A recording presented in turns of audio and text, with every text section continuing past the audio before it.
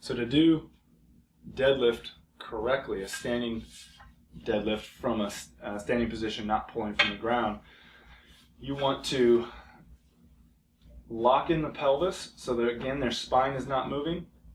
This time, instead of the hip hinge where the hip is the only joint, you're moving the knees and the ankles also. And you want to keep basically perfect spine posture. You want retracted neck, chest out, butt out, locked in pelvis, and then holding the weight fairly wide. Some people like a split grip. I like to just initially have them start here, then an overhand grip. Then you slide the weight down the legs until it passes the knees. Typically, people want to be leaning forward at this time.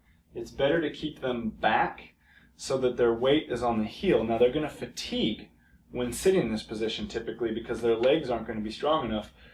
What you can do is just have them stand up and let their legs relax, get some blood flow back, then have them come back down. But you want them to sit in this position and then feel the difference between forward leaning and back leaning and keeping their weight on the insides of their feet and the outsides of their feet in this position. And also monitor their L4, L5, S1 position to make sure that they're keeping that in a lordotic curve and not starting to go neutral or flexed. So I'm going to exaggerate this, but if they're here, that's a terrible position. We want the spine locked in that lordotic position with the chest out and the chin retracted. Okay? From the front view, it's just what you'd expect. Chin back, chest out, butt out, and just sliding this down until just below the knees or just above the knees. You'll see each patient's different. It depends on their flexibility in their hips and their hamstrings and their calves.